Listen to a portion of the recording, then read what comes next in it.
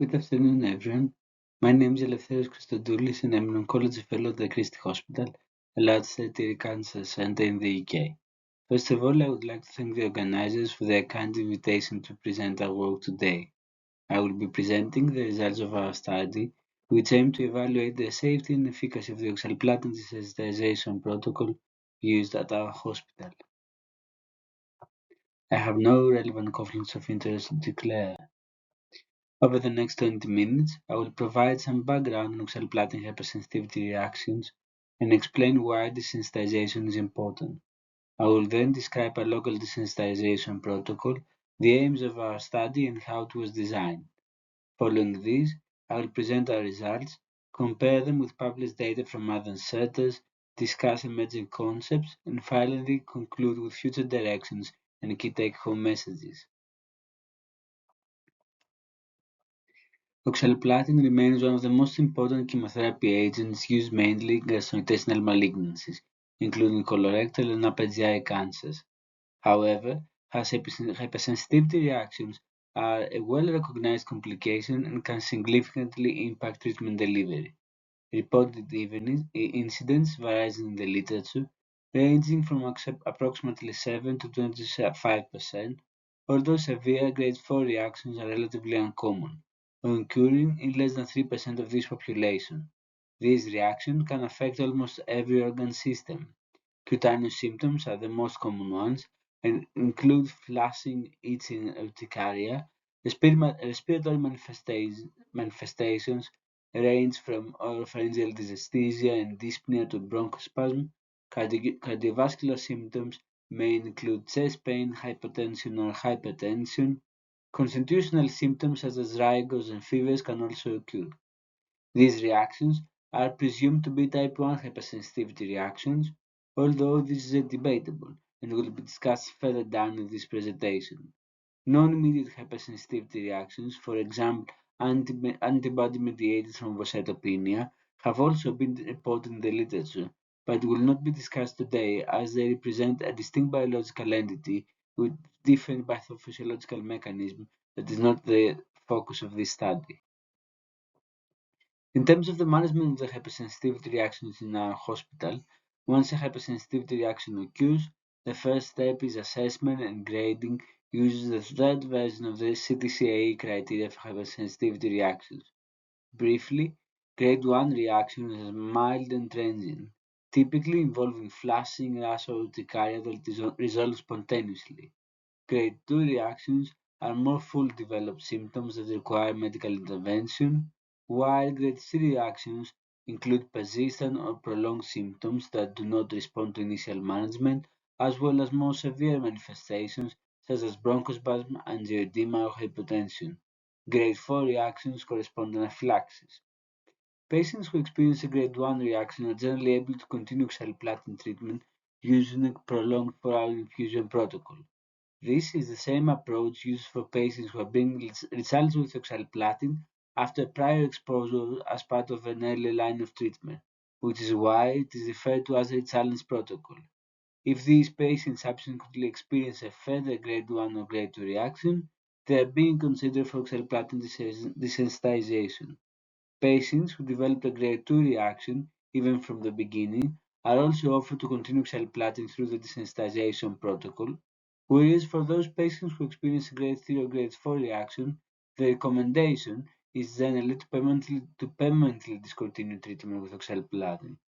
It is important to emphasize that the decision for a patient to enter the desensitization protocol is made by the treating oncologist in discussion with the patient, as it always requires balancing the anticipated oncological benefit with potential risks.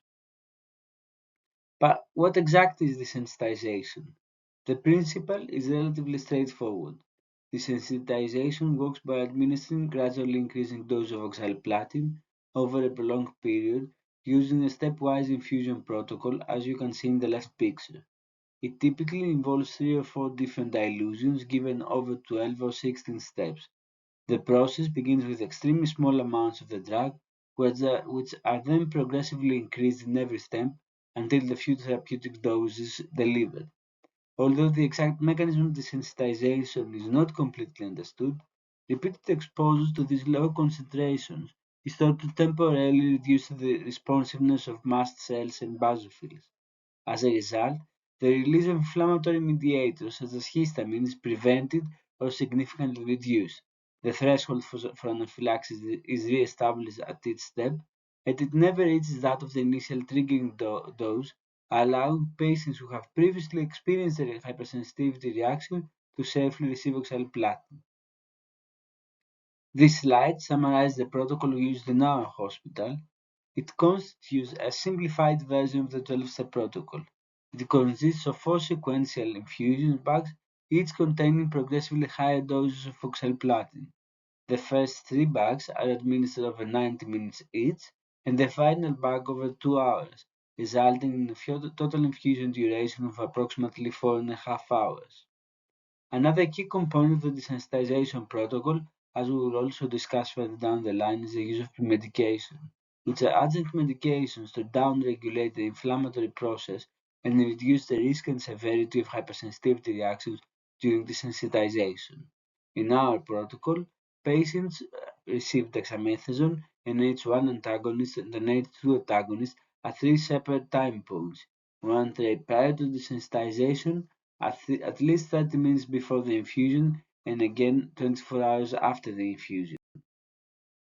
So, the primary aim of this project was to evaluate the safety and efficacy of the oxaliplatin desensitization protocol that we just discussed. To achieve this, we focused on 4 objectives. First, characterizing the initial hypersensitivity reaction. Second, evaluating reactions that occur during desensitization, which we call breakthrough reaction. Third, determining how many patients reacted and identify possible factors. And finally, assessing how many patients successfully completed their treatment and their oncological outcomes. The population of our study was all the patients who received oxaliplatin desensitization protocol between October 2019 and January 2024 at the Christie. We retrospectively reviewed their electronic medical records to extract data on patient demographics, primary tumor type, treatment regimen, characteristics and severity of the initial and breakthrough reactions, and their cumulative oxaliplatin exposure. We also collect data on treatment response, completion of the intended oxaliplatin-based therapy, and overall outcomes while they were receiving oxaliplatin through the desensitization protocol. We identified 66 patients who underwent desensitization among more than 4,000 patients who received oxaliplatin during the study period. The median age was 60 years. There was a slightly female predominance. Just over half of the patients had colorectal cancer, while approximately 40% had upper GI gastrointestinal malignancies. Most patients were treated with palliative intent. Around half had previously received oxaliplatin in an early line of treatment, and one-third had a documented history of allergy. Overall, this represents a real-world population frequently encountered in oncology practice. Moving now to the results of our project, the median number of oxaliplatin cycles before the initial hypersensitivity reaction was 6. Flushing, dyspnea, pharyngeal dysesthesia, and laryngospasm were the most frequently reported manifestations. Most reactions were grade 2 events, reflecting the population typically considered for desensitization. No patients with grade 4 reactions were involved; however, a small percentage of patients with grade 3 reaction were included in the study following decision by the treating clinician. In terms of the outcomes of desensitization, 76% of the patients completed the remaining of the oxaliplatin cycles without experiencing a breakthrough reaction. So, the great majority actually, for the greatest majority, the desensitization was successful. However, 24% of this population did experience a recurrent reaction at some point. The clinical presentation of breakthrough reaction was broadly similar to that of the initial reaction, with flushing, rash, pruritus, and oropharyngeal dysesthesia being the most common manifestations. We also observed a relatively great proportion of hypertension and back pain among the breakthrough reactions, although the absolute number of these events were small. The majority of breakthrough reactions were grade 1 or grade 2, with only a small number of grade 3 events observed. Importantly, no grade 4 fatal reactions occurred, and we would say that overall, these findings support the safety of the desensitization protocol and demonstrate that most patients were able to continue receiving oxaliplatin successfully.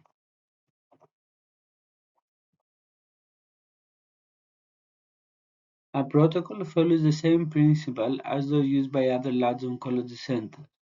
For reference, I have included protocols published by our groups from Gustav Roussy and Memorial Sloan Kettering Cancer Center, both of which have reported some of the largest published series of patients undergoing oxaliplatin desensitization. The Gustav Roussy protocol uses a single oxaliplatin dilution with a dose delivered through several incremental increases in infusion rate. The pre-medication strategy is broadly similar to ours, relying primarily on corticosteroids and H1 antagonists. The Memorial Sloan Kettering protocol uses two different oxaliplatin dilutions administered in three sequential steps, again with progressive increases in infusion rate. Their pre-medication regimen also includes corticosteroids together with H1 and H2 antagonists, with an additional dose of H1 antagonists administered before the final infusion step.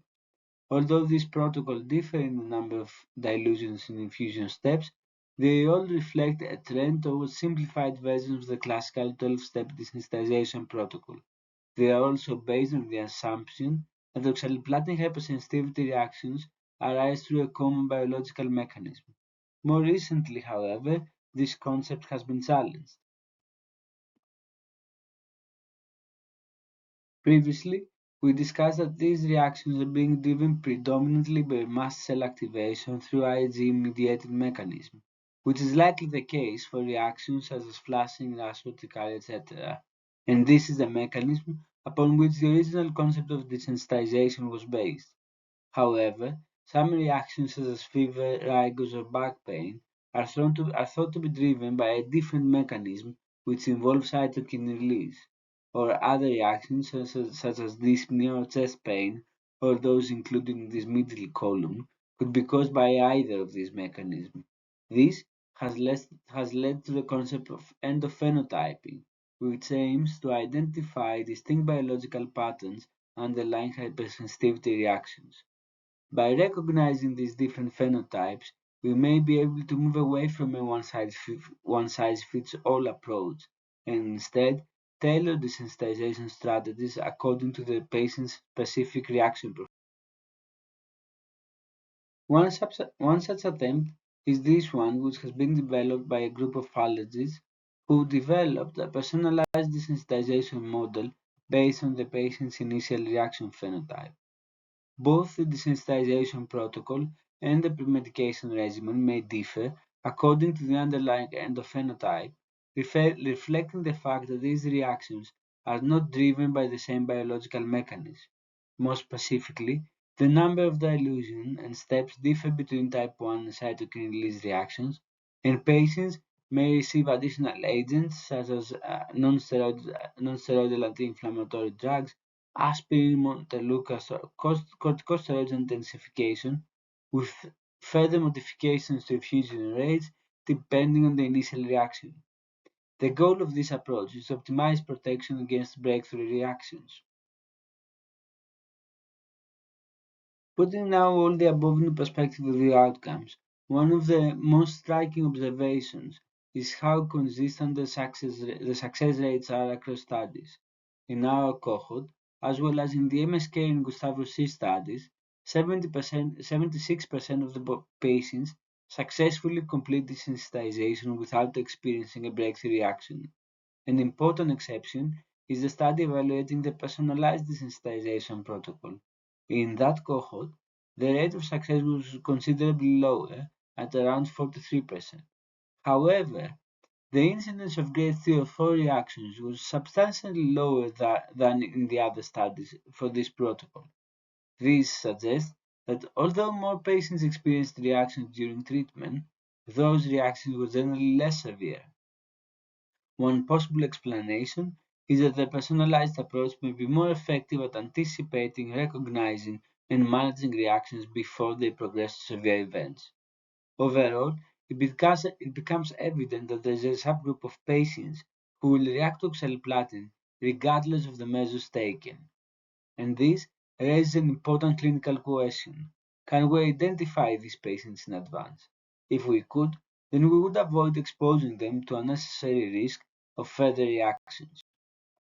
And this is exactly the question we attempted to answer by performing an analysis of potential risk factors for breakthrough reactions, including age, sex, history of pre-existing allergies, treatment intent, previous exposure to oxaliplatin, grade of the initial reaction, the number of cycles in which the initial hypersensitivity reaction occurred, and the cumulative doses of oxaliplatin at the time of the initial and the breakthrough reaction.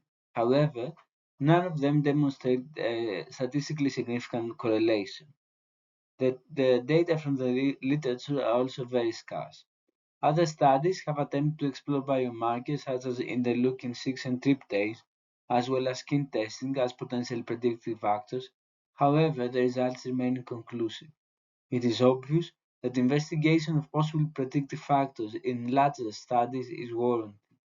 Interestingly, there is a trend toward breakthrough reactions occurring within the first three desensitization cycles, suggesting that early desensitization may represent a higher risk period. Or conversely, if patients do not react during the first three cycles of oxaliplatin desensitization, it is unlikely to do so during subsequent desensitizations, a finding which has been confirmed by other studies as well and reflects potentially the development of a state of tolerance. Intentionally, I have decided to finish the presentation of our results with this slide. We should not forget that ultimately, maintaining treatment efficacy is the reason we perform desensitization. 83% of our patients completed their intended treatment plan, while other studies have reported even higher percentages. In terms of immunological outcomes, among patients treated with palliative intent, we observe that the majority of patients maintain treatment response, and in the radical setting, most patients achieve disease-free status. These data are suggestive that desensitization is not only safe but also clinically meaningful, allowing patients to continue receiving potentially beneficial therapy. However, the population of our cohort is very heterogeneous and does not allow safe conclusions to be drawn. Previous studies have confirmed that carboplatin in a desensitization protocol for patients with ovarian cancer offers survival benefit. However, there are no similar data in literature for patients who received oxaliplatin, and larger studies are required to confirm this hypothesis, especially given the distinct nature of the oxaliplatin-related hypersensitivity reactions. From all the results we presented, I hope that it has become evident that desensitization is a powerful tool in our hands. However, there are several areas which deserve further exploration. First, adoption of a standardized protocol which facilitates multi-center collaboration would also improve comparability between studies.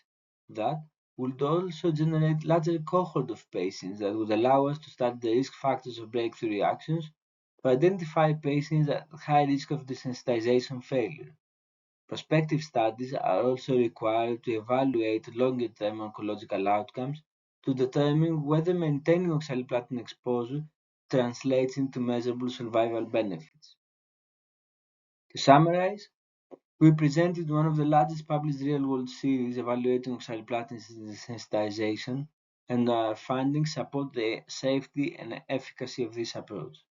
Most patients successfully completed their treatment with good outcomes.